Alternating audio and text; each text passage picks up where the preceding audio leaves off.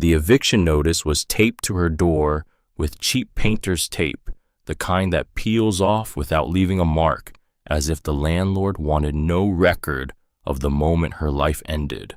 Delaney Holloway stood in the hallway of the Philadelphia walk-up and read it twice, then a third time. The words did not change. The amount owed did not change. The deadline did not change. It was a Tuesday in late October, the kind of cold gray afternoon when the sky looks like wet concrete, and she was 21 years old, and everything she owned fit into the back of a 2007 Honda Civic with a cracked taillight and a transmission that hummed like a dying animal. She did not cry. She had cried enough in the previous 3 months to know that crying did not pay rent. She folded the notice in half, slid it into her back pocket, and went inside to pack. It took less than an hour. That was the part that hurt the most. 21 years of living, and her whole existence fit in 2 duffel bags and a milk crate, books, a laptop with a cracked screen, a photograph of her mother taken before her mother stopped smiling, a small wooden box she had carried since she was 9, the contents of which she had never opened. Her mother had given it to her the day she left home for college, and had told her with that same flat voice she used for everything important, "Don't open this until you need to." Delaney had not known what that meant. She still did not. The box was heavier than it looked. She put it in the milk crate with the books and did not think about it. The rest she left for whoever came next. She did not say goodbye to the apartment. There was no point. Buildings do not remember you. Down on the street, the wind was sharp and the leaves were the color of old pennies. She loaded the car. She sat behind the wheel. She did not start the engine. She just sat there, hands on the cold plastic, looking at the dashboard, listening to her own breathing. Her phone buzzed in the cup holder. A text from a friend who used to be a friend. "Hey, are you okay? Haven't heard from you in a while." She did not answer. She had learned over the last 3 months that the people who asked if you were okay were almost never the people prepared to do anything about it if you said no. They wanted permission to keep enjoying their lives. They wanted the small comfort of having checked the box. She turned off the phone. She turned on the engine. She drove. She did not have a destination. She had a number, $327. That was what was left in her checking account after the bank had taken its fees and the collection agency had taken its cut, and the universe had taken everything else. $327 a car that was older than some of her classmates, and a tank of gas that was 3/4 full. She drove west, out of the city, and she did not look back. The numbers had stopped making sense in August. That was when the layoffs hit. The marketing firm, where she had worked part-time while finishing her degree, had cut everyone under 30 in one afternoon, and her financial aid had been pegged to that income, and the dominoes had fallen, the way dominoes always fall, quietly, mechanically, and without mercy. She had been one paycheck from disaster her entire adult life. She just had not known it. Most people never know until the day they find out. By September, she was selling plasma. By October, she was eating peanut butter out of a jar with a plastic spoon. By the end of October, she was driving a Honda Civic West on I-76 with no plan, no job, no apartment, and no one waiting for her on the other end of anything. There was a mother somewhere. There was always a mother somewhere. Margaret Holloway lived alone in a small house in Allentown, a 45-minute drive from where Delaney sat now, and she had not picked up the phone in 11 days. That was not unusual. Her mother went quiet for weeks at a time. Her mother had been going quiet for weeks at a time for as long as Delaney could remember. There was a coldness in Margaret Holloway that had no source Delaney could ever name. It was just there the way some houses have a draft you can never trace to a window. Delaney had stopped trying somewhere around her 16th birthday to understand why her mother could not love her the way other mothers love their daughters. She had decided that some people were broken by something that happened before you were born, and the broken parts did not heal, and the best thing you could do was not stand too close. She did not call her mother now. She drove. She drove for 2 hours before she pulled over at a rest stop near Reading. The bathroom was filthy, and the lights buzzed, and a woman with 3 small children was crying in the parking lot. Delaney sat on a bench and opened her laptop and used the free Wi-Fi to do what she had been doing every night for 2 weeks.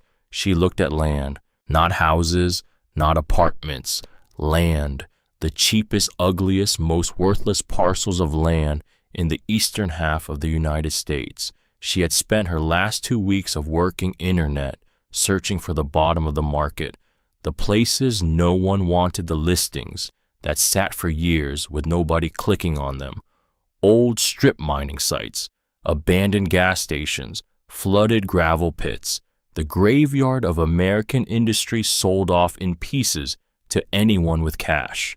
She did not know exactly why she was doing this. She told herself it was a survival plan. Land was cheap. Land could be lived on. Land could be a foundation even if it was a bad one. But underneath the survival logic, there was something else, something she could not have named if you asked her, something that pulled.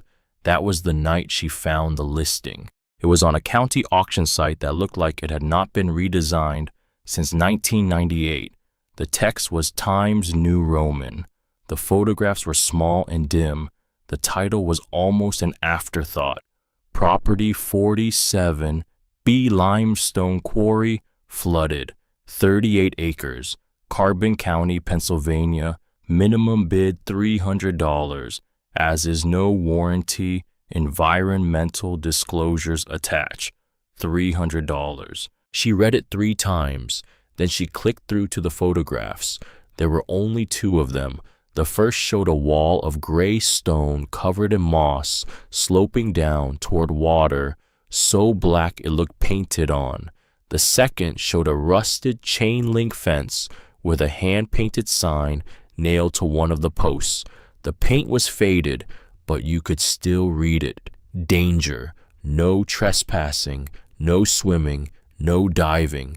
Below the photographs, the environmental disclosure was 9 pages long. She read it twice. She did not understand most of it. She understood enough. The quarry had been operating since the 1920s, had been shut down in the mid-1970s, and had been flooded for so long that the county had given up trying to drain it. There had been reports of contaminants. There had been reports of structural instability. There had been, according to one unredacted paragraph on page 7.3, confirmed fatalities in the years following the closure, the circumstances of which were described as undetermined.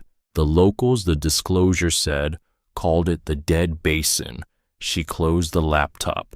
She sat in the rest stop and watched her breath fog in the cold air. She did not feel afraid. She did not feel hopeful either. She felt the way a person feels when they have run out of options and a door appears in a wall, and the door is not a good door, but it is the only door.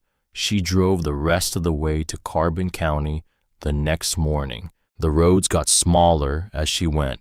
The cell signal got worse. The towns got further apart.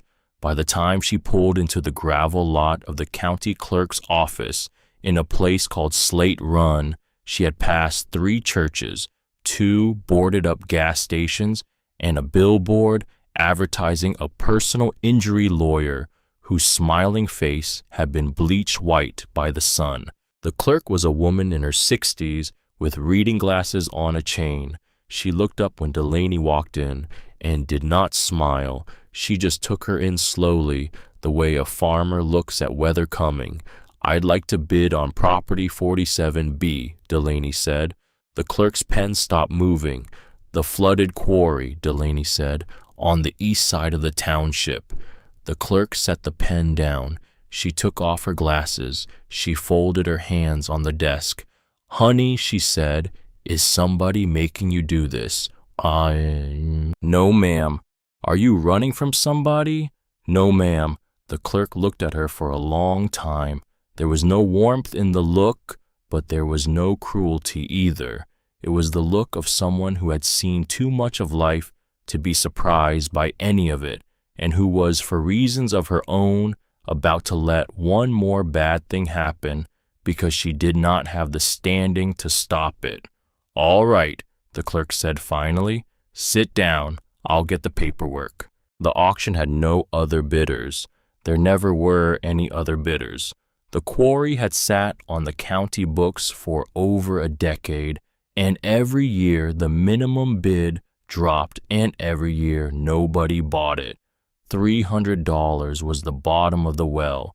Delaney handed over the cash in 20s and 10s, and the clerk counted it twice, and the clerk had her sign 3 forms with 3 different color pens, and then the clerk slid a single brass key across the desk.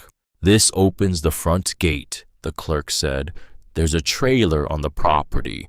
Last owner left it. I check it for snakes before I slept in it." "Thank you," Delaney said. The clerk did not say, "You're welcome."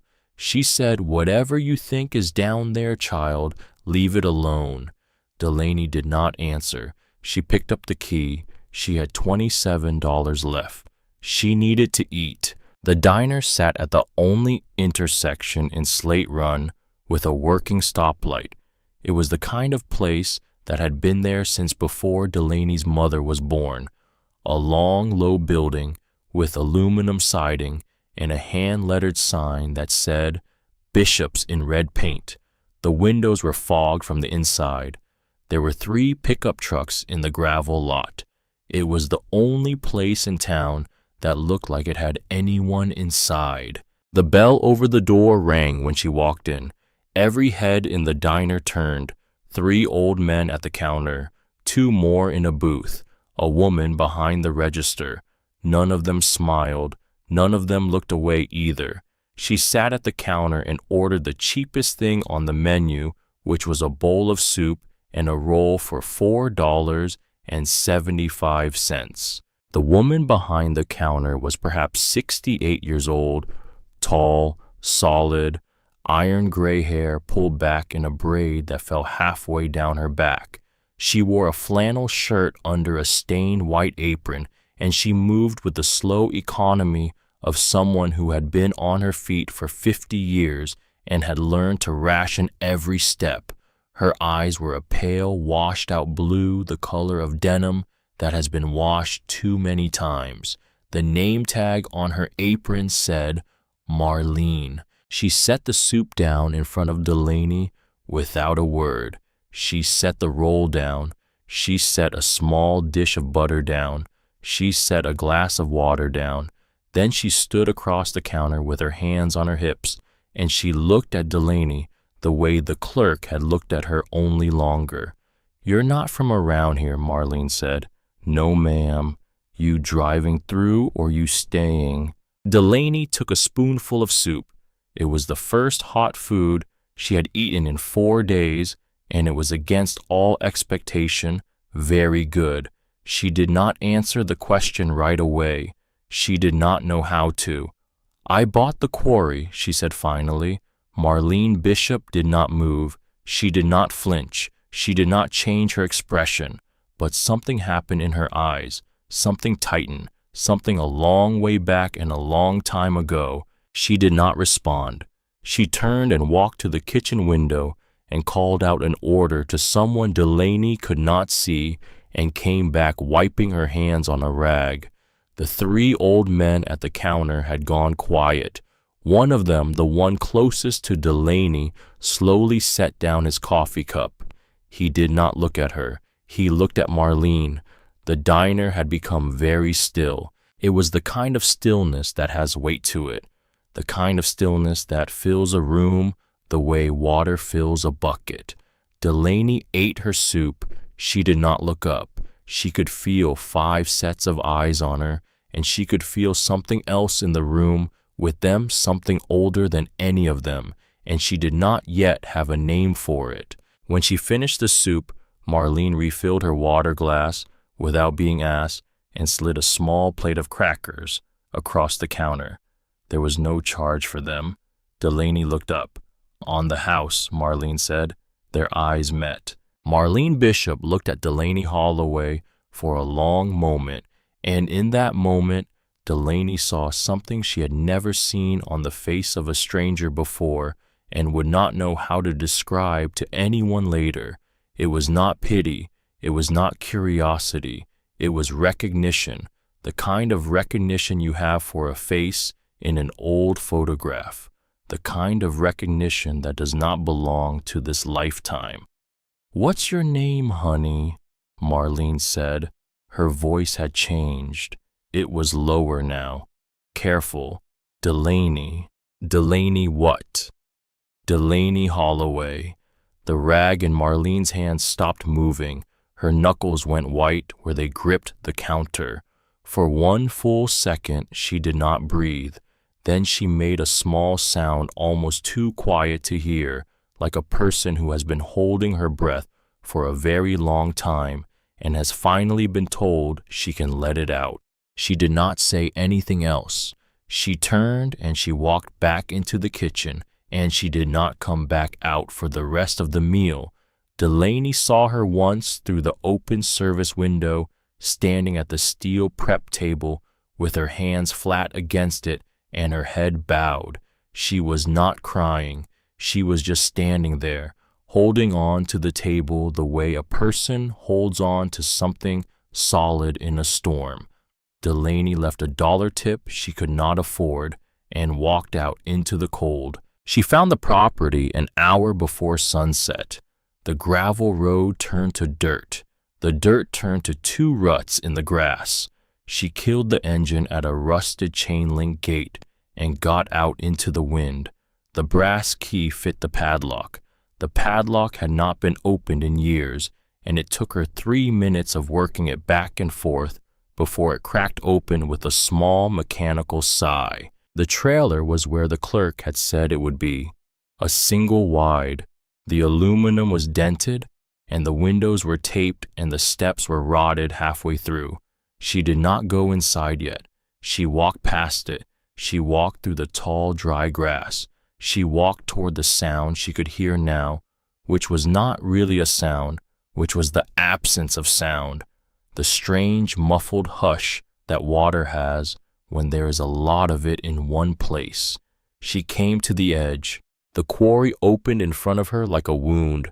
The walls were limestone gray and streaked with rust-colored stains where the iron had wept down through the rock for 50 years. The pit was perhaps 300 yards across. The water at the bottom was the color of nothing, not black, not green, just an absence of color, as if the light that fell on it went in and did not come back. There were no ripples. There was no wind down there. The surface was perfectly, unnaturally still. She stood at the edge for a long time. She did not feel cold anymore. She did not feel hungry. She felt the same thing she had felt back at the rest stop, only stronger. The pull, as if the quarry knew her, as if it had been waiting. Somewhere on the far side of the pit, a stone slipped loose and fell, and there was a long silence, and then a single small splash, and then nothing. She went back to the trailer that night and slept in her car. The trailer would have been warmer, but she could not yet bring herself to go inside, something that had belonged to someone else. She slept with her coat on and the doors locked, and at some point in the night, the wooden box from her mother slid off the passenger seat onto the floor, and the sound it made was heavier than the size of it should have allowed, and she did not know why that bothered her, but it did. She woke at dawn. The sky was the color of pewter. The frost had made lace on the inside of the windshield. She was going down there today. She had decided in her sleep. She drove the 40 minutes back into Slate Run because there was a dive shop in the next town over, and on her way, she stopped at the diner again because she could not help it, because the soup had been the first kind thing that had happened to her in 3 months, and because she wanted to see Marlene Bishop again, and she did not know why. The bell rang. The diner was almost empty this early. Marlene was behind the counter, wiping down the napkin dispensers. She looked up. She looked at Delaney. She set the rag down. "Coffee," Marlene said. It was not a question. "Please." The cup came hot and black. Marlene set it down and did not walk away. She stood across the counter with her arms folded. "You're going down there today." Delaney did not ask how she knew. She just nodded. Marlene was quiet for a long moment. Then she reached under the counter and pulled out a small paper bag and set it next to the coffee. "Sandwich," she said. "Ham and cheese, for after." "I don't have—" "Take it." Delaney took it. Marlene's hands stayed flat on the counter. She did not look at Delaney. She looked at her own hands. "Your great-grandfather used to sit on that stool," she said. "Same one you're sitting on now. He drank his coffee, black same as you. He had a notebook he carried everywhere. He had a wife. He had a baby girl. And then one morning, 52 years ago, he didn't come back from the quarry, and the men who killed him drank coffee in this diner the same week and laughed about it, and there was nothing anybody in this town could do." The coffee cup in Delaney's hand had stopped moving. It hung in the air halfway to her mouth. Marlene looked up. "I was 23 years old. I was the nurse on duty at Carbon County General the day they brought him in. They called it a diving accident. I knew what I was looking at, and I couldn't say a word. I have carried that for 52 years. She did not blink. There were no tears. Her voice was steady, the way only the voices of people who have rehearsed something for half a century are steady. Your mother knows. Your mother has always known. That's why she sent you away from this story your whole life. She thought if she didn't tell you, you'd never find your way back here. But you found your way back here anyway, so I guess that's that." She reached under the counter again. She brought out an envelope, old, yellowed at the edges, sealed with red wax that had gone brown with age. "Your great-grandmother gave me this in 1974, 3 days after they buried him.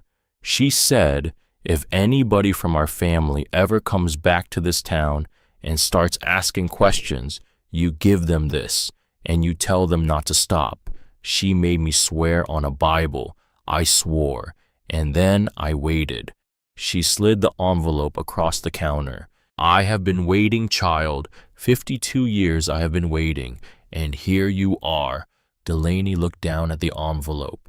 Her name was not on it. There was no name on it. There was only a single word in pencil on the front in a woman's neat, slanted handwriting. "Holloway." Her hands were trembling. She did not open it there. She could not. She slid it into the inside pocket of her coat, where it rested against her ribs like a second heart.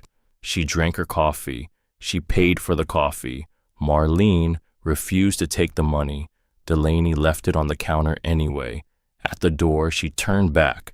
"My great-grandmother. Is she—" "Don't ask me that," Marlene said. Her voice was very soft now. "Don't ask me that yet. There are things in that envelope you have to read first.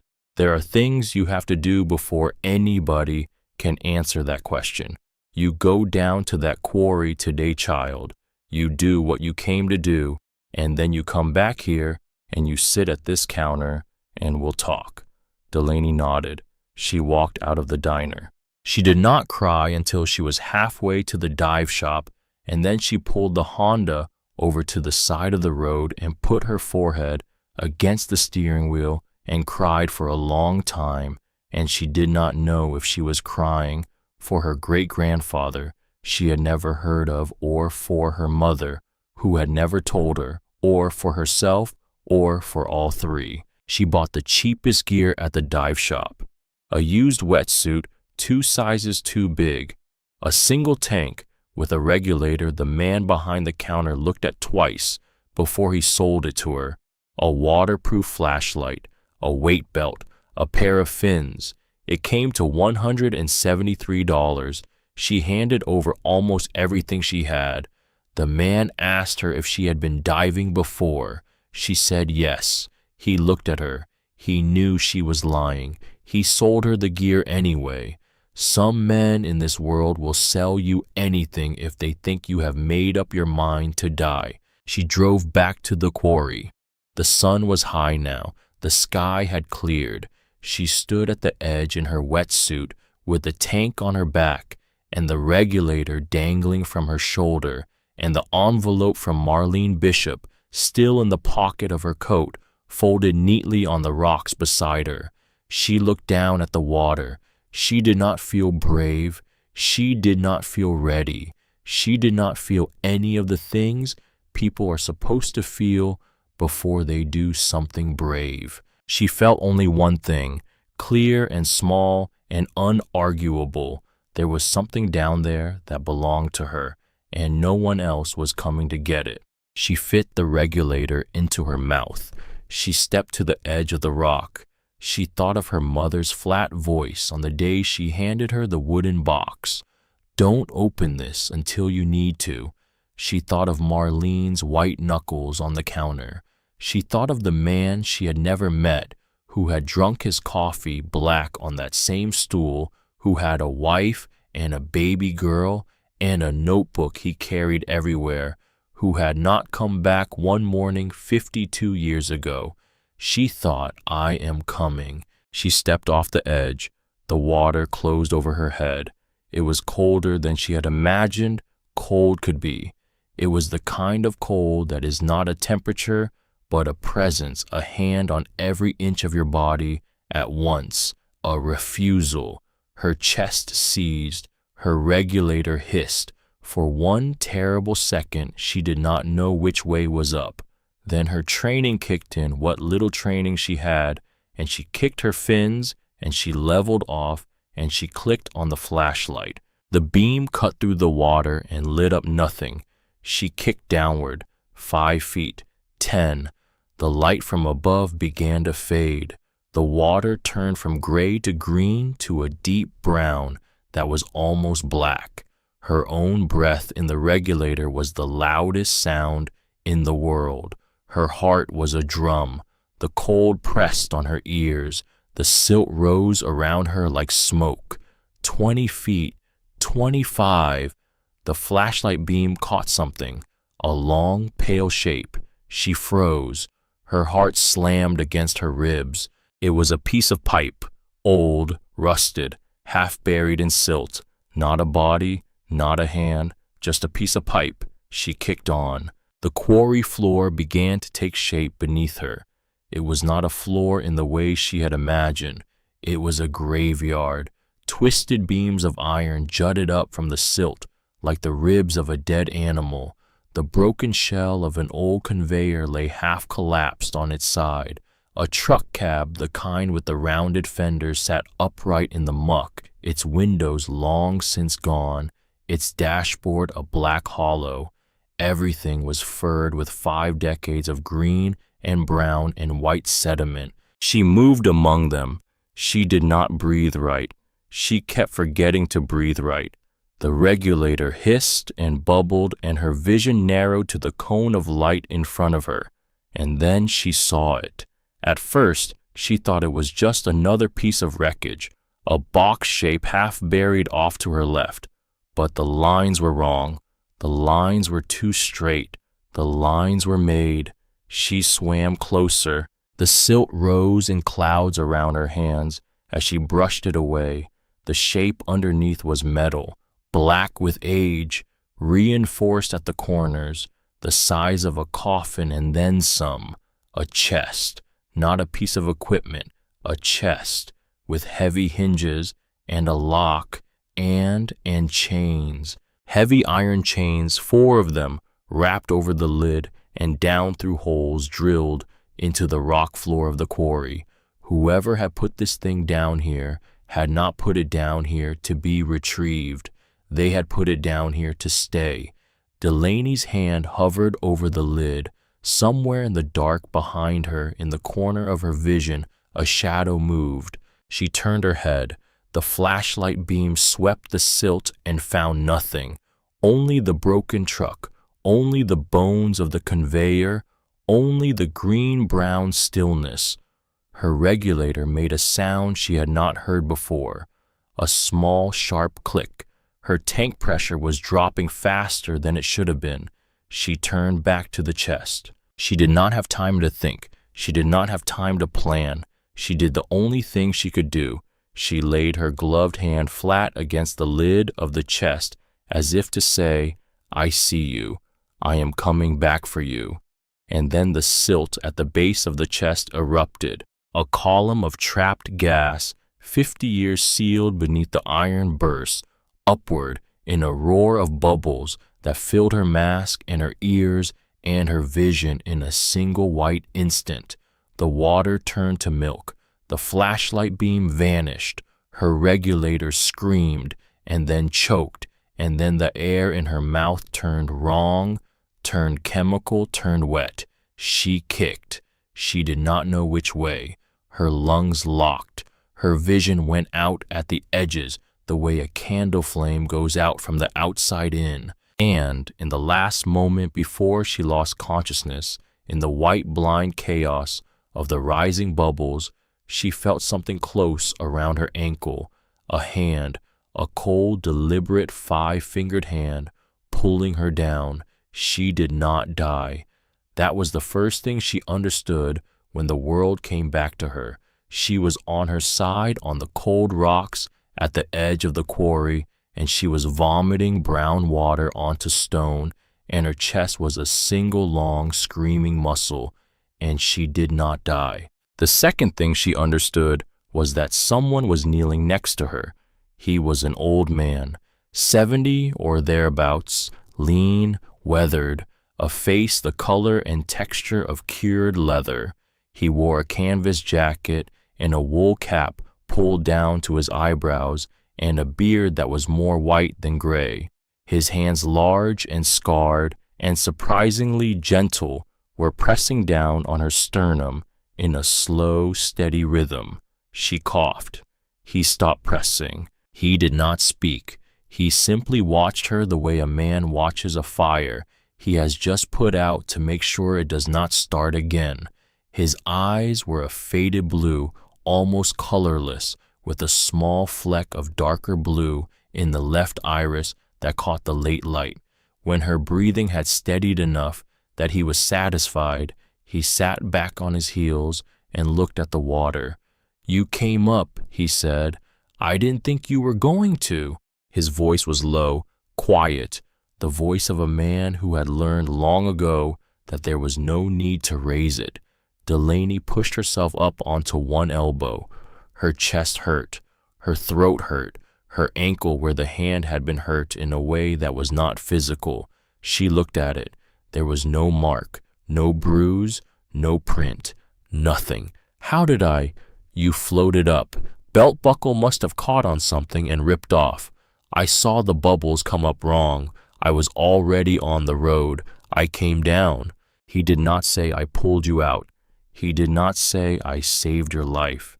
He simply told her the sequence of events the way an honest man reports the weather. She looked at him. She did not know him. She had not seen him in town, and yet his face had the same quality Marlene Bishop's face had carried, a quality of having waited. "What's your name?" she said. Her voice came out rough.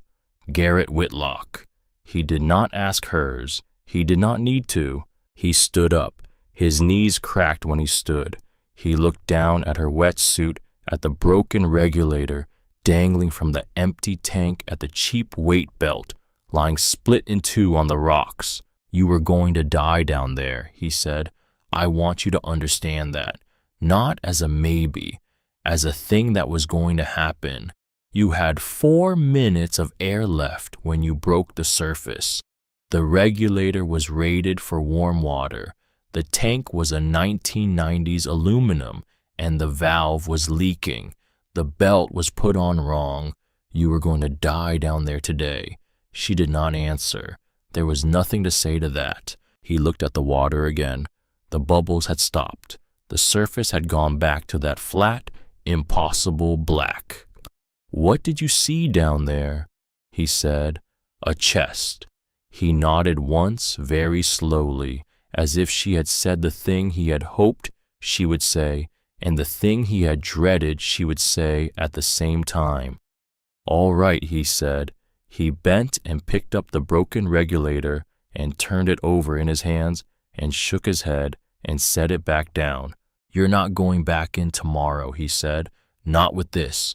Not without somebody on the rocks who knows what they're doing. I won't go in the water with you. I haven't been in that water in 51 years, and I am not going in now. But I'll stand here and I'll watch the line and I'll pull you out if I have to. That is the most I will do for you. Do you understand?" "Why?" He looked at her. He looked at her for a long time. His mouth moved as if to begin a sentence and then closed again. "Because 3 people have died in that water," he said finally, "and I have been the last man alive who knew the truth about it for 51 years, and I am too old and too tired to carry it alone any longer. And because you have your great-grandfather's eyes." He turned and walked back to his pickup truck before she could ask him another thing. The truck was a 1986 Ford, faded red, the bed full of fishing tackle and rope and a folded blue tarp. He climbed in. He rolled down the window. "Trailer's not safe to sleep in," he called. "Got a pull-out couch at my place. 6 miles up the road. White house, yellow porch light. Don't come till you've slept some. You need sleep more than you need answers tonight."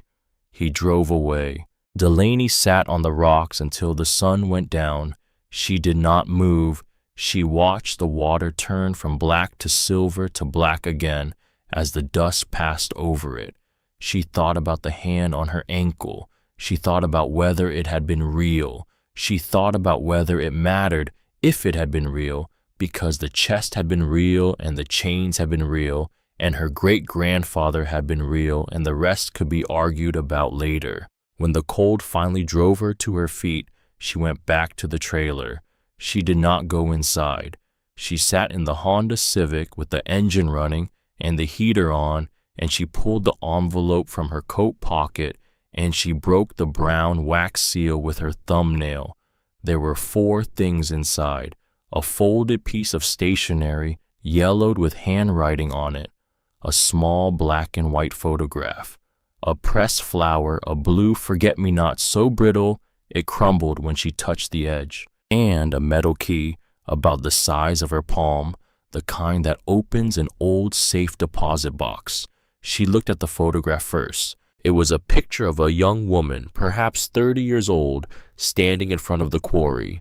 The quarry as it had been before the flooding, a working pit scaffolded alive. The young woman wore high boots and canvas pants and a heavy work coat, and her hair was pulled back under a kerchief. She had a clipboard in one hand and a rolled blueprint under her arm. She was not smiling at the camera. She was looking past it, off to the left, at something Delaney could not see, and the look on her face was the look of a woman who knew exactly what she was doing and would not be talked out of it by anyone. The look on her face was the look Delaney had seen in her own bathroom mirror that morning. She turned the photograph over. On the back in pencil, in the same neat slanted handwriting that had written Holloway on the envelope, were 4 words: Cordelia, Phase 1, 1973. Delaney read the words 3 times. Then she unfolded the stationery, and she read the letter, and the world she had thought she lived in began very quietly to dismantle itself around her.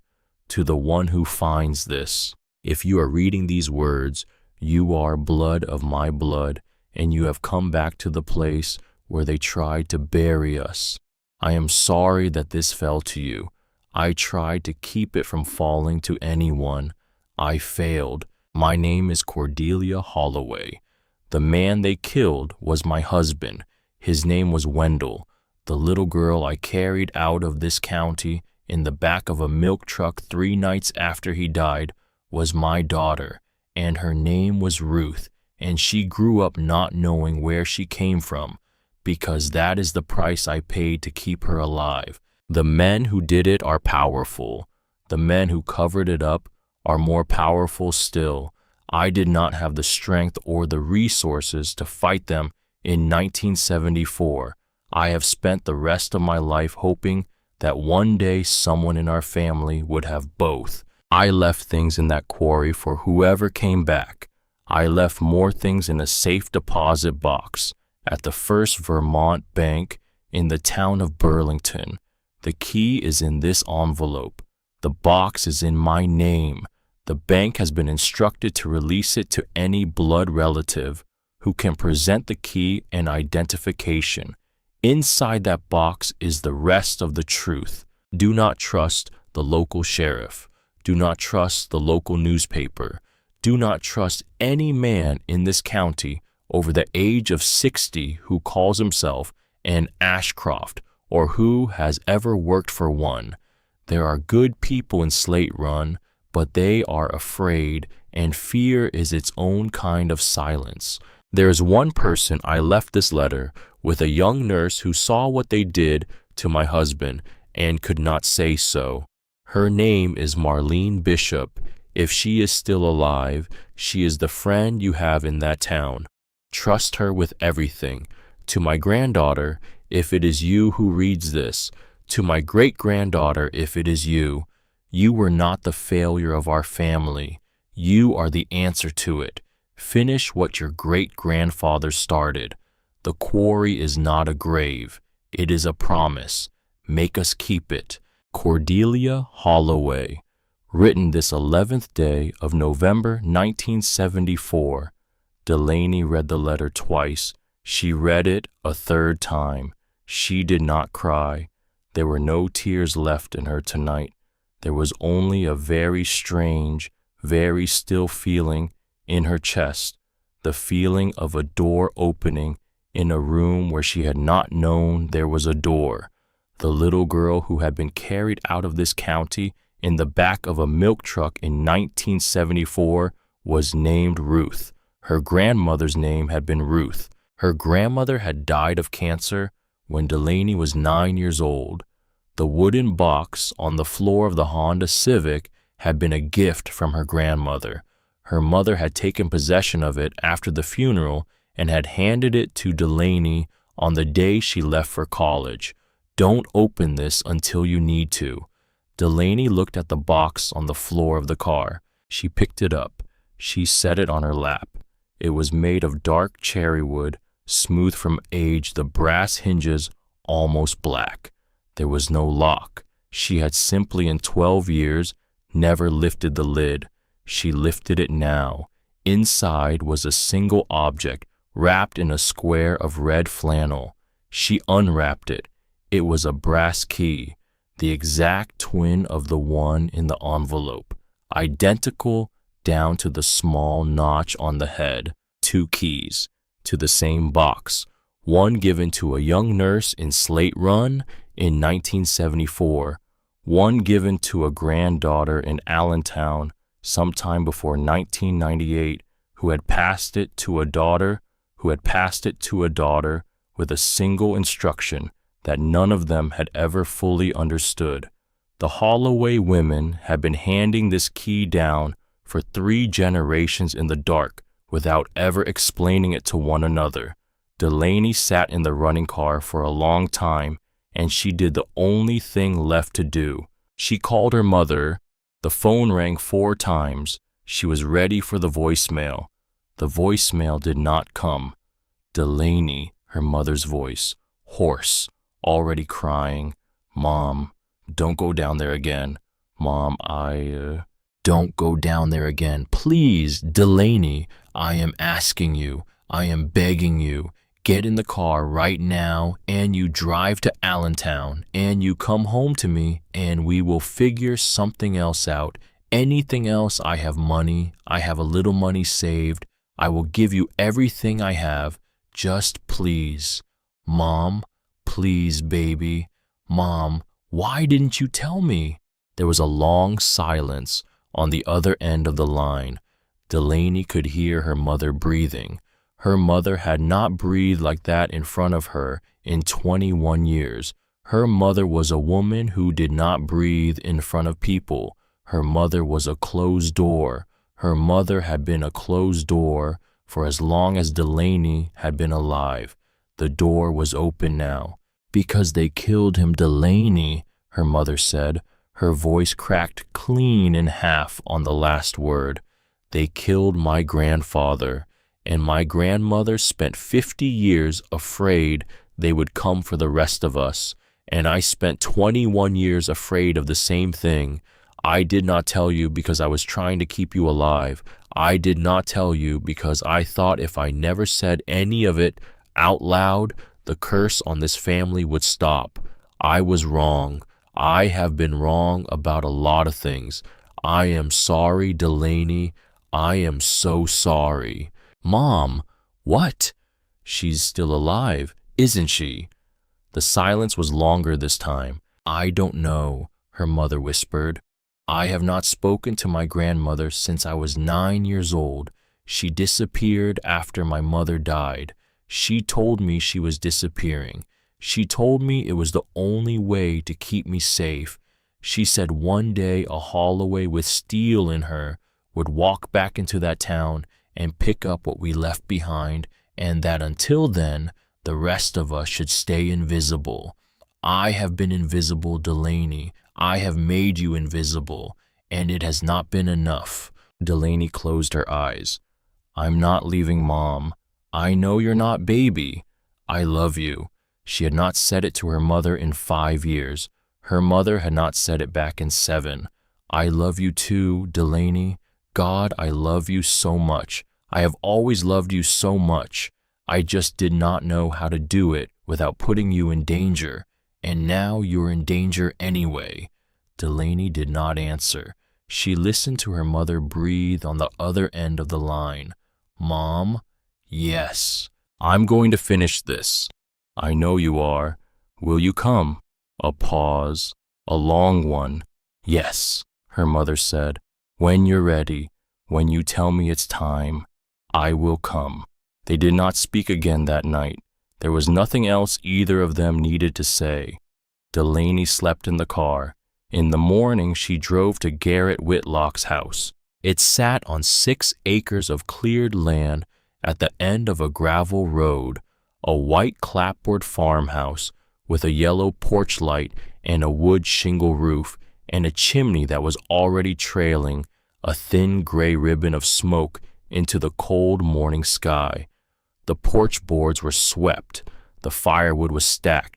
There was an order to the place that came not from money, but from the quiet daily attention of a man who had been alone for a long time and had learned to keep his world from coming apart. He met her at the door. He had a cup of coffee in each hand. He gave her one without asking. They sat on the porch in 2 rocking chairs that did not match. The air was cold enough that their breath went up in white clouds. Garrett did not speak for the first 10 minutes. He let her drink the coffee. He let her look at the trees. When he finally spoke, he did not look at her. I was 18 years old in 1974, he said. I had just gotten back from 2 years on the Gulf rigs. Commercial diver. The youngest man on the crew most places I went. I was good in the water. I was very good in the water. There weren't a lot of things I was proud of in my life, but I was proud of that. He took a sip of coffee. Wendell Holloway hired me in May of that year. The job was supposed to last 6 months. He had a project at the Quarry, a restoration project, something he had been working on for years. He had blueprints I had never seen the like of before. He had it all worked out. He needed a diver to install some of the equipment at the bottom of the pit. He paid me $4 an hour, which was good money in 1974, and he treated me like a man instead of a kid, which was better than the money. Garrett's hands tightened on the coffee cup. There was another man working that summer, a man from a company called Ashcroft Industries. They owned the land on the other side of the ridge. They had been trying to buy your great-grandfather's land for 2 years. He would not sell. He kept telling them, "This is not a price negotiation. This is a no." They did not take it well. He stopped. He set the coffee cup down on the porch rail. On the morning of August 14th, 1974, Wendell Holloway went into the water alone. He told me to stay topside. He said he needed to check something at the inlet pipe, and it would only take 10 minutes. He went down. 10 minutes pass. 20. I started gearing up to go in after him. Garrett's voice had gone very quiet. That's when the truck came up the road. 2 men, I knew one of them, worked for Ashcroft. The other I didn't know. They said they were there for an inspection. They had papers. They had a county seal on the papers. The papers were fake. I know that now. I did not know it then. I was 18 years old, and I had been raised to respect a county seal. He paused. They told me to stand down. They told me they would handle the rescue. They told me Wendell would be all right, and they would bring him up. They took my gear from me. They took my tanks. The man I knew, the Ashcroft man, he had a sidearm on his hip. He didn't draw it. He didn't have to. Garrett looked at his own hands. 2 hours later, they came up. The other man, the one I didn't know, he came up alone. He had a body bag. He had Wendell in the body bag. He said it was a regulator failure. He said the body had been down too long to do anything for him. He said the family would be contacted. He told me to go home. He stopped. He stopped for a long time. I went home, he said finally. I went home, and I have lived with that for 51 years. I should have gone in. I should have fought them. I was a coward.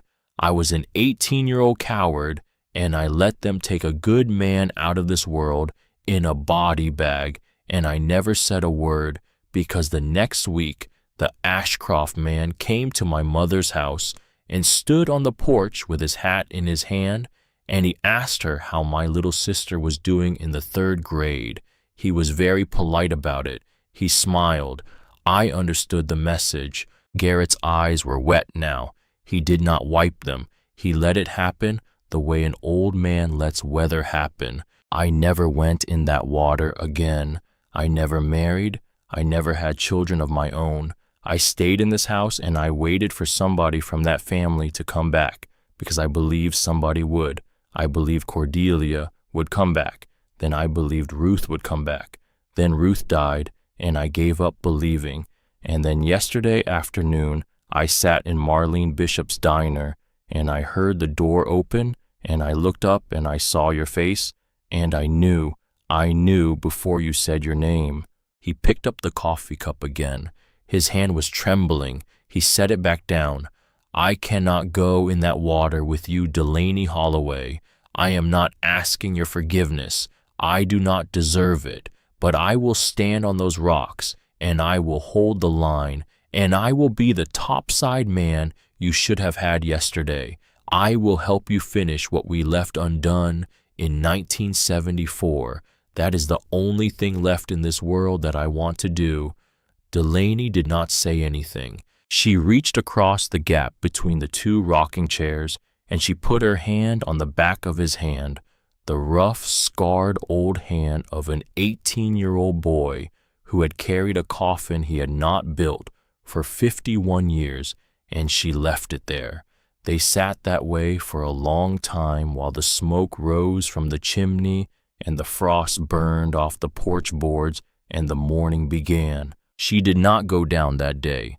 Garrett would not let her. He took her into Slate Run and he walked her into the dive shop in the next town over, and he chose her gear himself, item by item, paid for half of it, from a roll of bills he kept in his coat pocket, a proper dry suit, a redundant regulator, twin tanks, a surface-supplied communications line, a weight system that released with a single pull, a reel of yellow nylon tether that he tied to a tree at the lip of the quarry, with knots she did not recognize and could not have undone. He spent 2 days teaching her.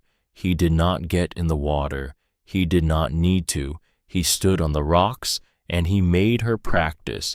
He made her go down to 10 feet, to 15, to 20. He made her flood her mask and clear it. He made her find the second regulator with her eyes closed. He made her cut a piece of rope underwater with one hand.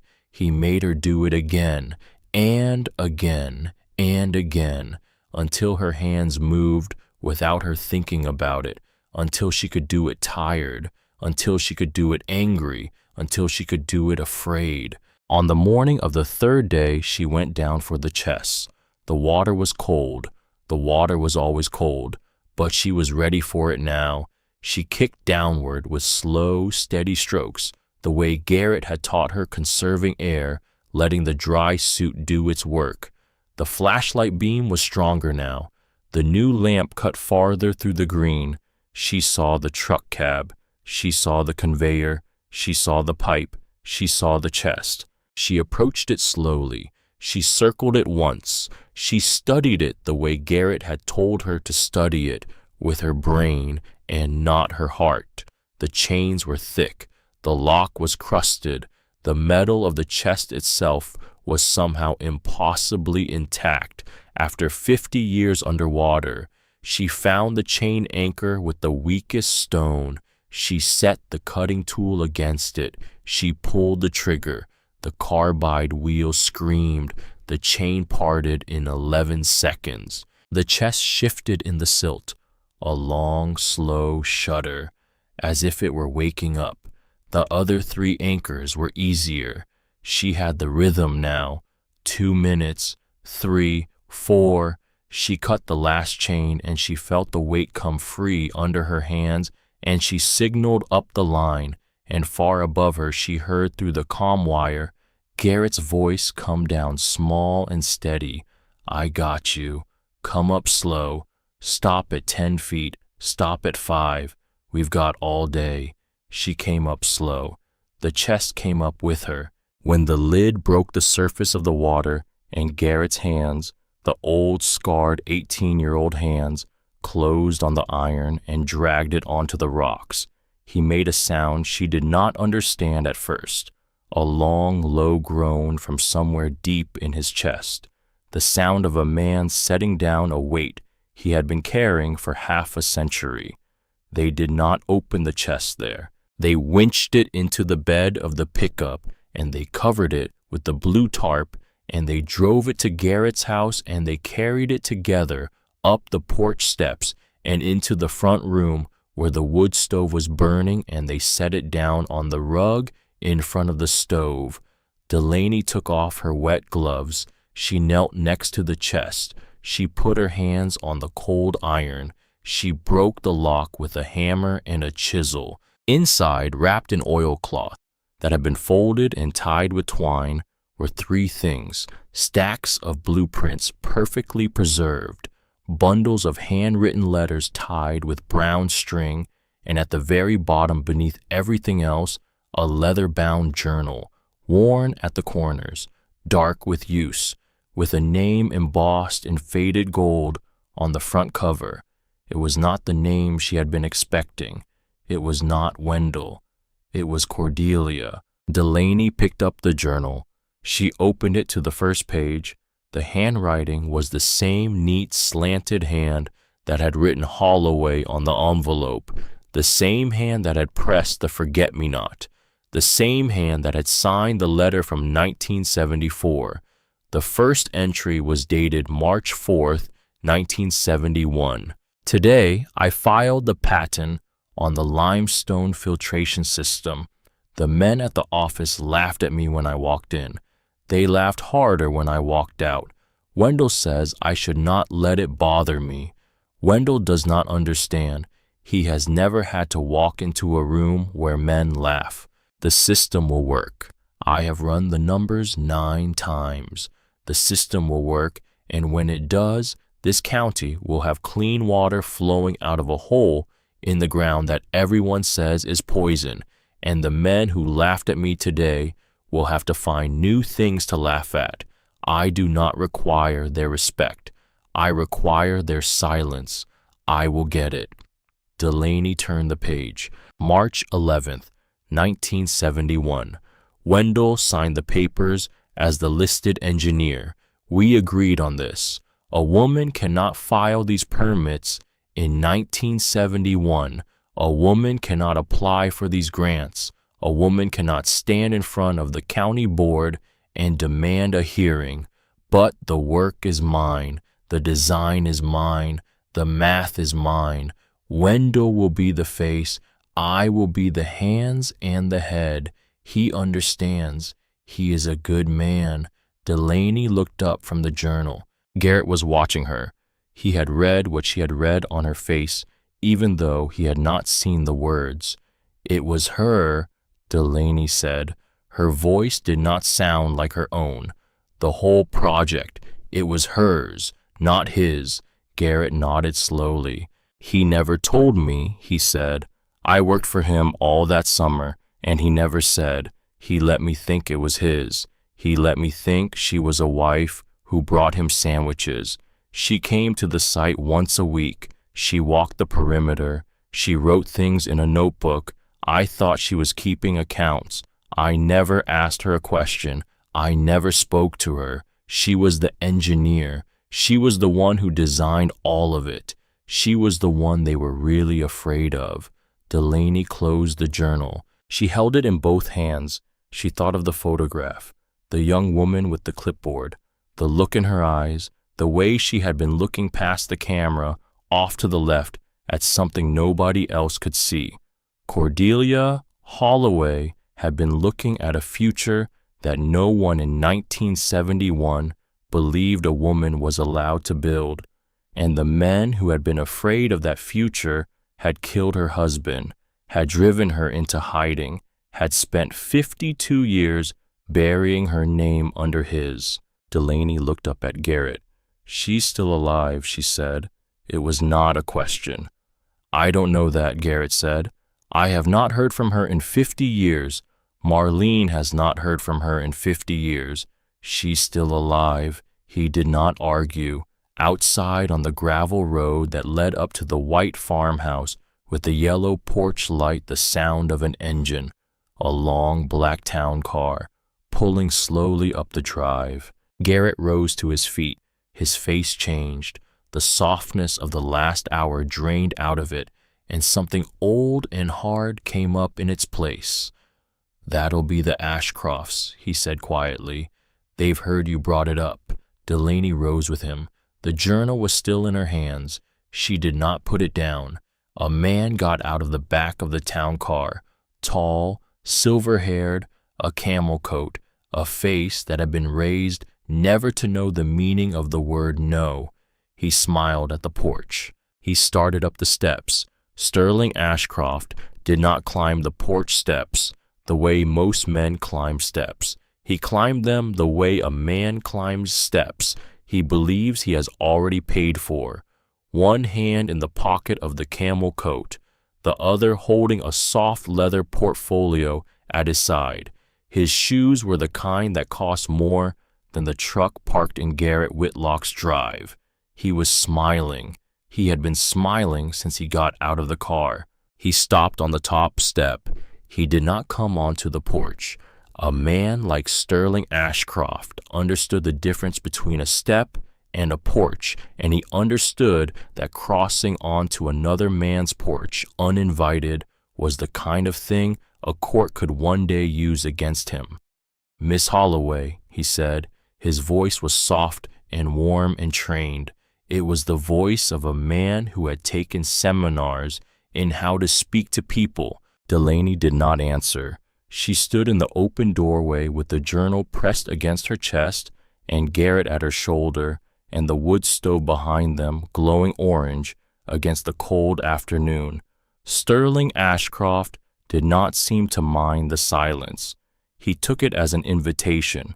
"My name is Sterling Ashcroft. I represent Ashcroft Holdings. We have an offer for your property that I think you will find very generous, and I would like to deliver it to you personally as a courtesy before the lawyers get involved. May I?" He gestured to the portfolio. "No," Garrett said. He said it quietly. He said it without moving. He said it the way an old dog growls without lifting its head. Sterling Ashcroft's smile did not change. His eyes did. The eyes flicked to Garrett and stayed there for one slow beat, and in that beat there was the recognition of an old animal by an older animal, and there was also a small, clean spark of contempt. "Mr. Whitlock," he said pleasantly, "I did not know you were still in the area. My father always spoke highly of your discretion."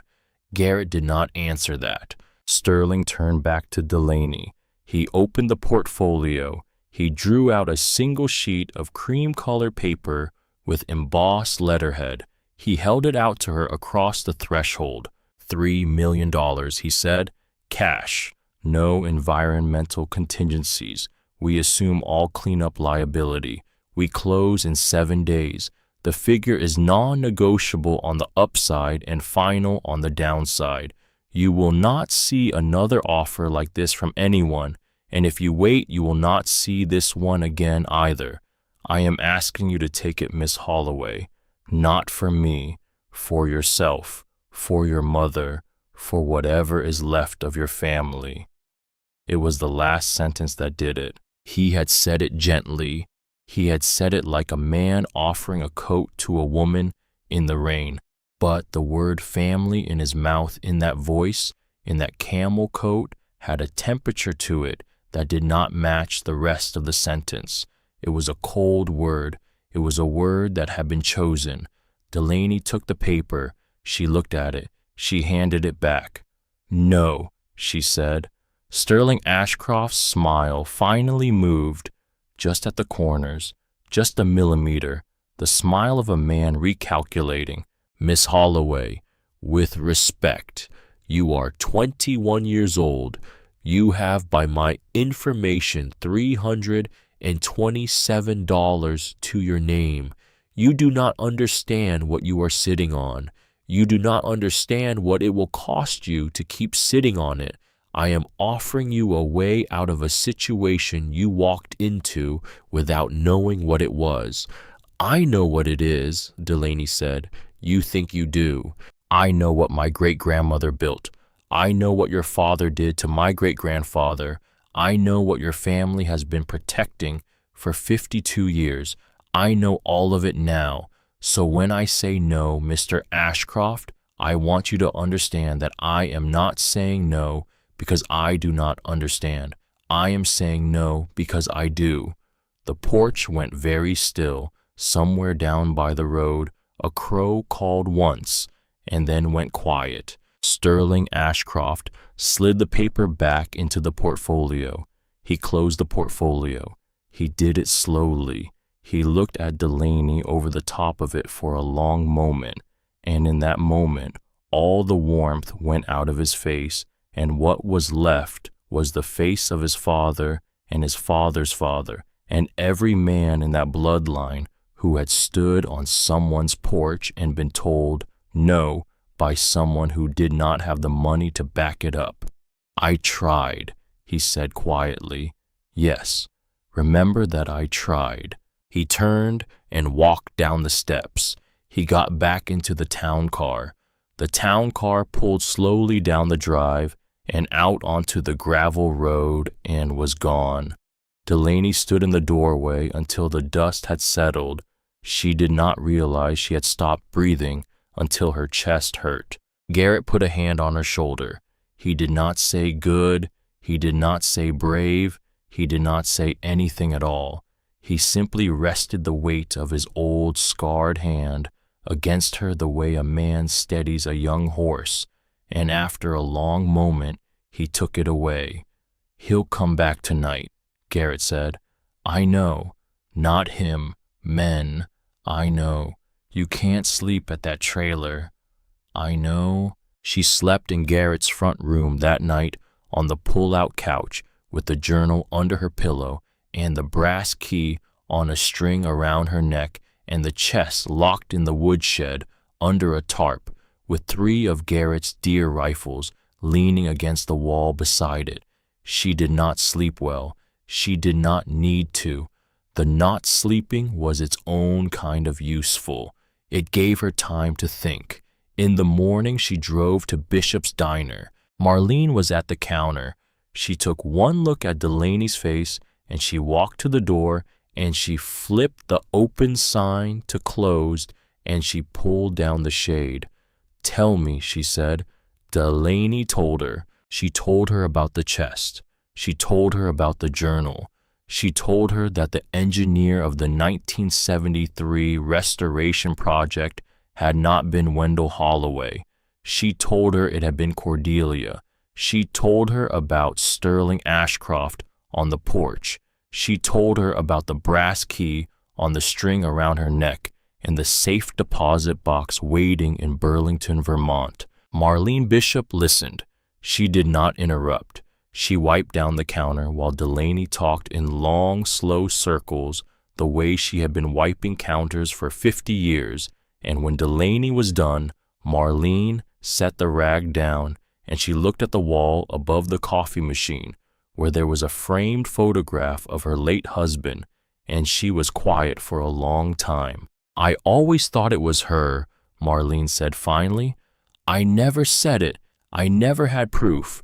But I sat across from her in this diner 3 times in 1973, and I watched her order coffee, and I watched the way she looked at the men in this room, and I knew.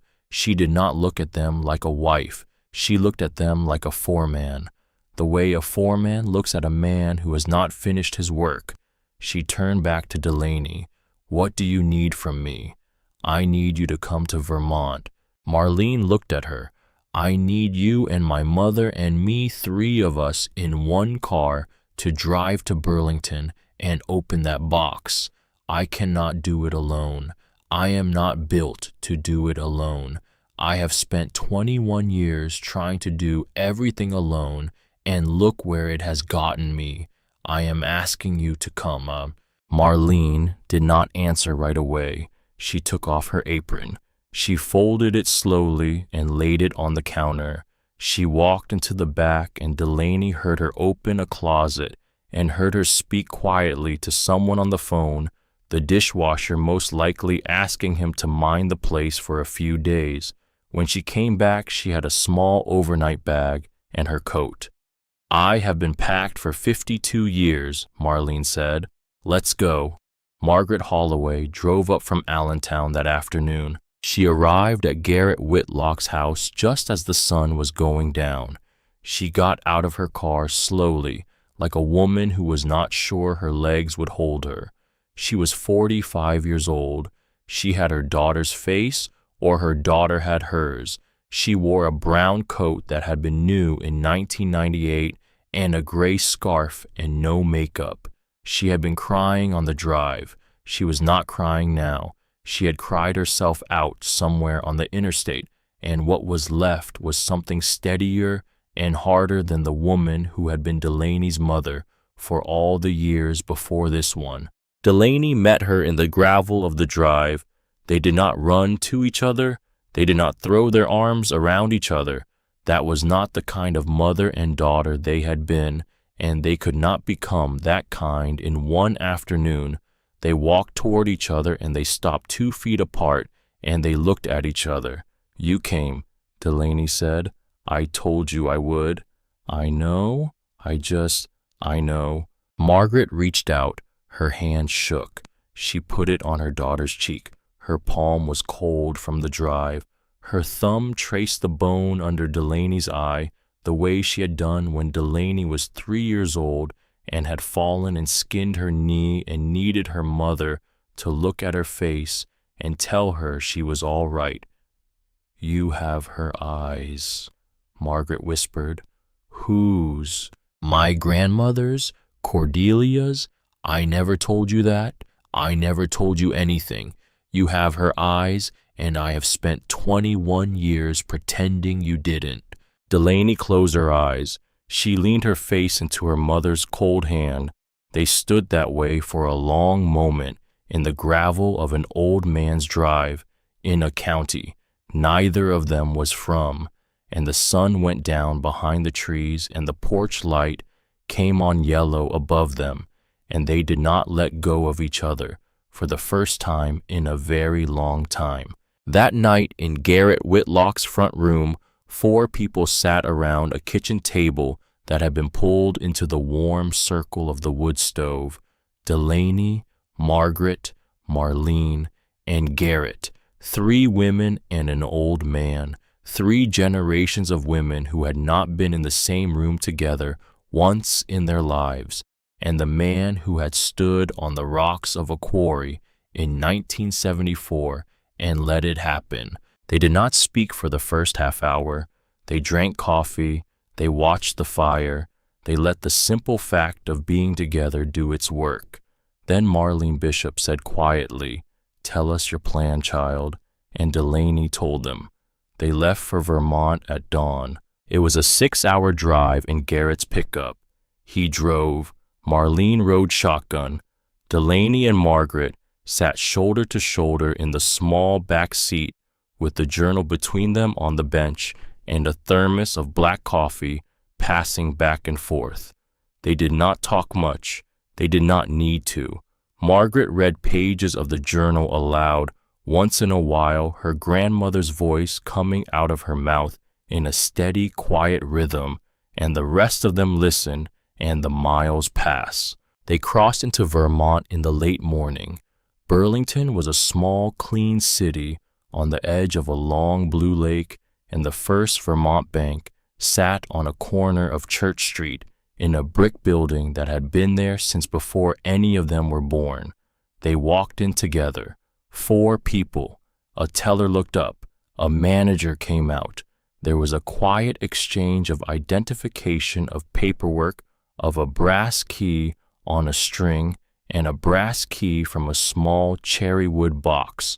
Both keys laid side by side on the desk of a woman who had clearly never seen anything like this in her career and who was, to her credit, treating it like she had. The box was in the vault.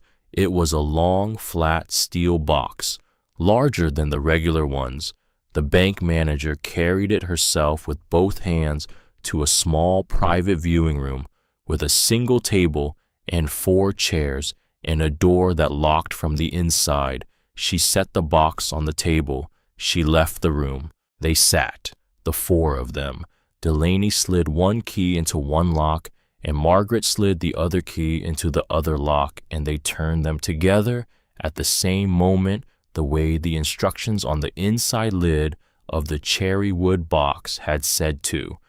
The box opened. Inside was a thick manila envelope, a second journal smaller than the first, a bundle of legal documents tied with red string, a roll of 8mm film in a metal canister with a label in faded ink that said August 14th, 74 Holloway Drive, and sitting on top of all of it in a small unsealed envelope, a single sheet of stationery with handwriting on it.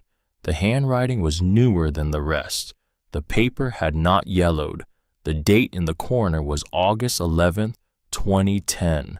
Margaret Holloway picked it up. Her hand shook so hard she had to set it down on the table to read it. "It's from her," she whispered. "It's from my grandmother. It's dated 15 years ago." She read it aloud. If you are reading this, then a Holloway with steel in her has finally walked back into that town. I am writing this letter on the eve of disappearing for the last time.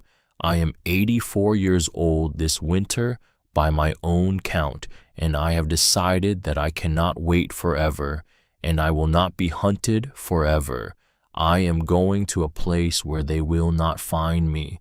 I will live the rest of my life there alone, and that is all right, because I have already lived a long time, and I have already loved everything I had to love. But I am leaving this letter here for one reason. I do not want to die without seeing you. If you have come this far, if you have opened this box, then you are her. You are the one we have been waiting for. I am asking you, please, before you do anything else, before you go back to Pennsylvania, before you face the men who took everything from us, to come and find me. Bring my granddaughter, Ruth's daughter, if she will come. Bring whoever you need to bring. I want to see your faces. I want to hold your hands. I want to die knowing what my family became. The address is below. The house is small. The porch is blue. I will leave the light on every night for as long as I can. Your great-grandmother, Cordelia Holloway. The address was a town none of them had heard of, 43 miles from the bank, north along the lake, a village of fewer than 900 people. Margaret folded the letter once.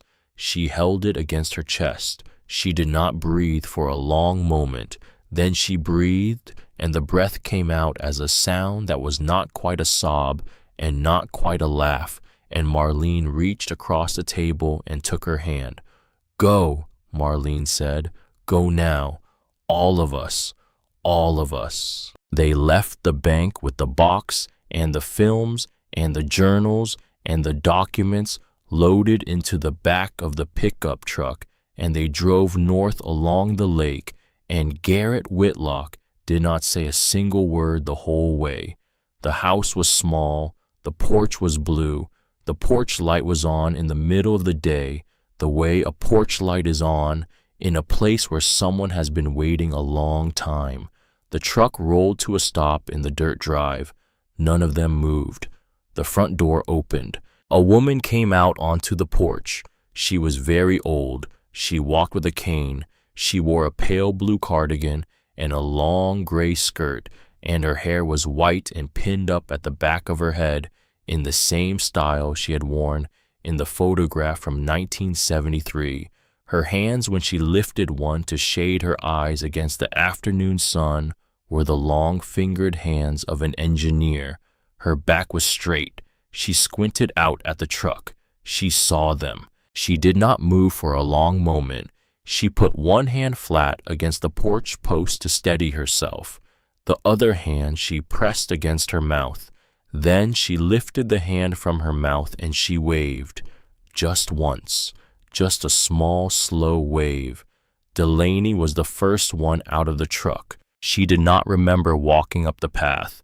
She did not remember the 4 wooden steps of the blue porch.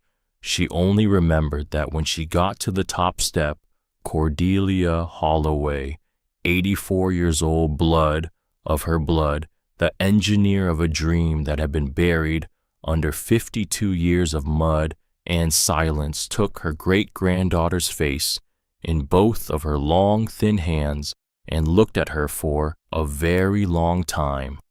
"Oh," Cordelia said softly, "there you are." Anne Delaney, who had not cried in 3 months, who had told herself she had no tears left, put her arms around the small, straight back of her great-grandmother and held on, and the sound that came out of her was not a sound she had ever made before, and Cordelia held her with surprising strength, and behind them on the steps, Margaret was already weeping, and Marlene was holding Margaret's elbow to keep her from falling, and Garrett Whitlock stood at the bottom of the steps with his old hat in his hands and his head bowed, because the moment in front of him belonged to women and to women only, and he understood that. They stayed 3 days. They sat on the blue porch. They drank tea. Cordelia told them the things she had been keeping for 50 years. She told them about the patent, the grants, the men who had laughed at her in 1971, the night she had taken Ruth out of Slate Run in the back of a milk truck, wrapped in a wool blanket, the decades of moving from town to town under false names, the brief years in the 80s when she had thought maybe it was safe and had tried to make contact with her granddaughter, and the death of Ruth that had broken her, and the long, quiet years after that when she had stopped trying. She told them she was proud of Margaret. She told her so directly, looking into her granddaughter by Blood's eyes across the porch. Margaret cried for an hour after. She told Delaney she had been right to come back. And on the third evening, sitting in a rocking chair on the blue porch with a quilt across her knees, Cordelia Holloway looked at her great-granddaughter and she said, "Now, tell me how you are going to finish them." Delaney did.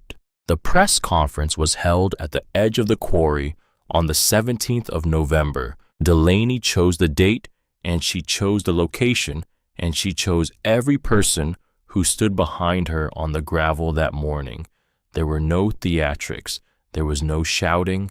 There was a long folding table set up at the lip of the pit, and on the table, in clear plastic evidence bags, arranged by a state evidence technician, were the contents of 2 safe deposit boxes and 1 iron chest dragged out of 52 years of water. The blueprints, the journal of Cordelia Holloway, the letters, the 1974 dive logs, the bundle of legal documents proving that the deed to the quarry had been forged in 1976 to transfer mineral rights to Ashcroft Industries 2 years after Wendell's death, with a signature that handwriting analysis had determined was not his.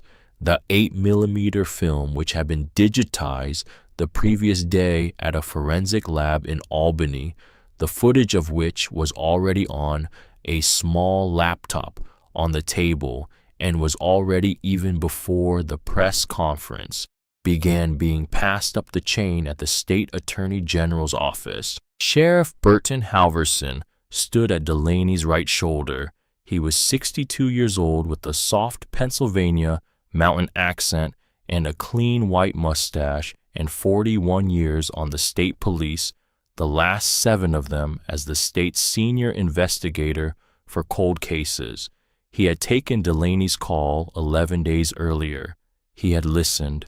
He had said very quietly, "Miss Holloway, I have been a police officer for a long time, and I have learned that some cases come to you on a Tuesday because they have been waiting for a Tuesday for 50 years. I will help you." He had spent those 11 days assembling with great quiet care the warrant that had been served on Ashcroft Holdings at 6 o'clock that morning. In the briefcase at Halverson's feet were the contents of Sterling Ashcroft's private safe, including the original copy of an internal memorandum dated August 16, 1974, signed by Sterling Ashcroft's father, instructing 2 named men to resolve the Holloway obstruction permanently and ensure that no record of the resolution survives, including a ledger of payments made between 1974 and 1989 to 3 sitting judges of the Carbon County Court, 2 state senators, and 1 regional director of the State Department of Environmental Protection, including a 1976 letter from a notary public confessing to having forged Wendell Holloway's signature on the deed transfer, written shortly before that notary public's own death 2 months later of what had been ruled at the time a heart attack. The state was preparing 14 separate indictments. They would be unsealed within 72 hours. Delaney stood at the table, and she did not make a speech. She did not need to. She simply explained what was in front of her document by document in the steady, clear voice of someone who had stopped being afraid of the people who had built the world she had been born into. The Press 11 outlets from across the state and 2 national wire services took notes and asked questions and recorded everything.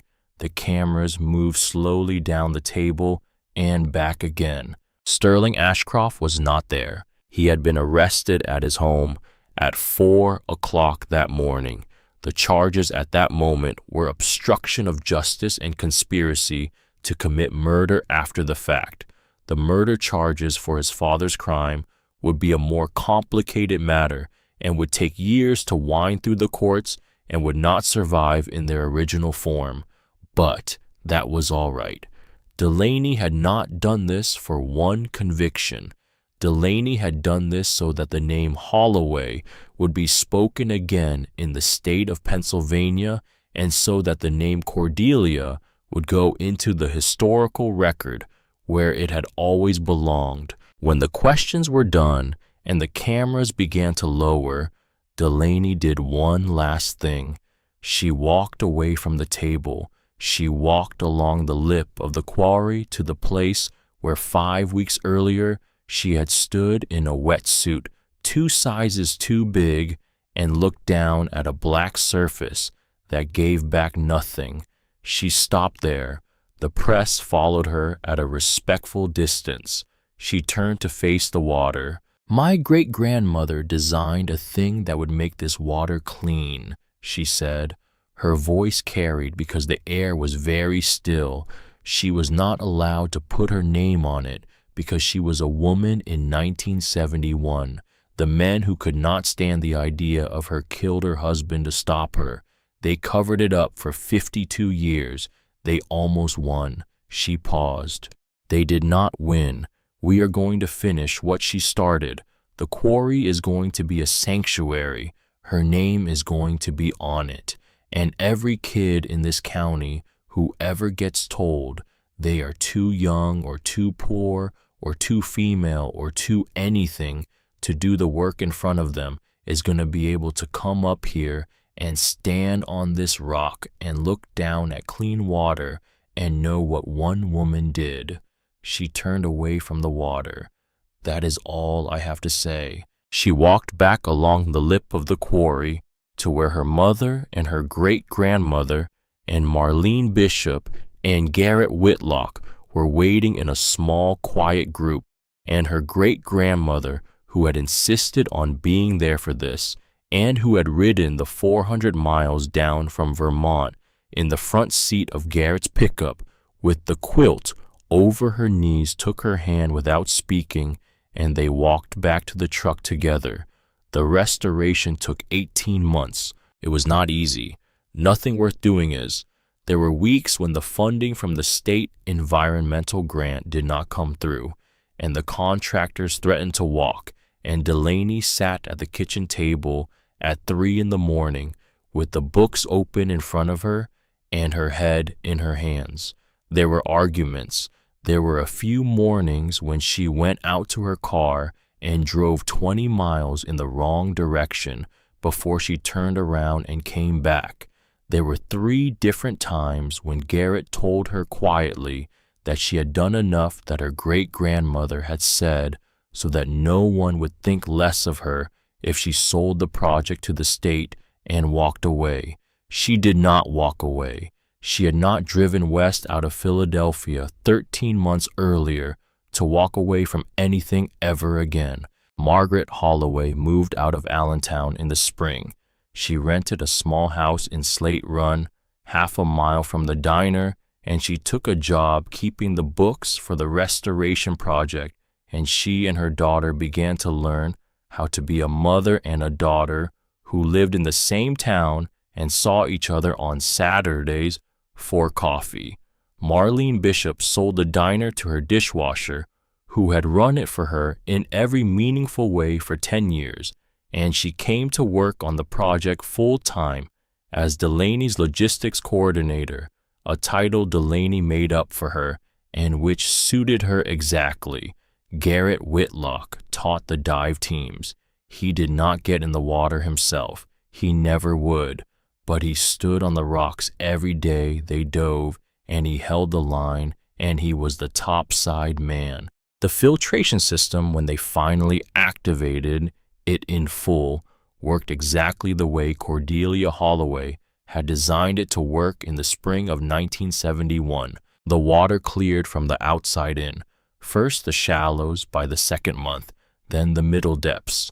Then in the fall of the second year, the deep water at the center of the pit, which slowly over a period of weeks went from black to brown to green to a strange, astonishing pale blue that none of them had ever expected to see. Plants returned, then fish, then birds. By the spring of the third year there were ospreys nesting in the limestone cliffs on the south wall, and a great blue heron had taken up permanent residence on the inlet pipe, and the dead basin was not dead anymore. The sanctuary opened on a Saturday in May. There was a ceremony. There were not many speeches because Delaney had not wanted many speeches. The state environmental commissioner came and read a short citation. A local high school choir sang a hymn. A bronze plaque was unveiled by the gate. It was a simple plaque. There were 5 words on it in plain letters, no flourish. The Cordelia Holloway Sanctuary. Beneath the name, the year of her birth, and a dash and a blank space where her year of death would one day go. Cordelia herself unveiled the plaque. She was 86 years old then. She walked from the parking lot to the gate without the cane on her great-granddaughter's arm, slowly in her own time. When she pulled the small velvet cloth away from the bronze, she looked at it for a long moment, and then she nodded once the way an engineer nods at a job that has been done correctly. That night, after the last of the visitors had gone, 4 generations of Holloway women stood at the lip of the sanctuary in the long blue dusk. Cordelia, Margaret, Delaney, and the daughter Margaret had not yet had. The daughter Delaney was not yet thinking about who was nevertheless present in the way that futures are present in the held breath of women who have come back from the dead and are about to begin again. They held hands, the 4 of them, or the 3 of them with the space for a 4th. Marlene Bishop stood a little to the side with her arms crossed and her chin up, and she watched them with an expression Delaney had not seen on her face before, an expression of a woman who has finally, after 52 years, set down a thing she did not know she had been carrying. Garrett Whitlock stood at the far end of the rock by his pickup truck. He had his old hat in his hands. He was looking at the water. He was looking at the small ripples the evening breeze had begun to make on the pale blue surface. He was smiling, not a wide smile, just a small private smile of an old man who has waited 52 years to be told that the 18-year-old boy he used to be was finally on this evening forgiven. The water moved. The light moved on the water. And down at the bottom of the sanctuary, where once a sealed iron chest had been chained to the rock to be buried forever, there was nothing left but limestone and clean cold water and the steady mechanical heartbeat of a filtration system designed in 1971 by a woman whose name no one had been allowed to speak. The sun went the rest of the way down. The water held the last of the light a long time, and Delaney Holloway, who had once stood at the edge of this same pit with $327 to her name and nowhere left in the world to go, looked across at the women she had come from and at the man who had stood on these rocks alone for half a century waiting for her, and she understood finally and completely what her great-grandmother had written in the last line of the letter that had started all of it. You were not the failure of our family. You are the answer to it. She had been, she was,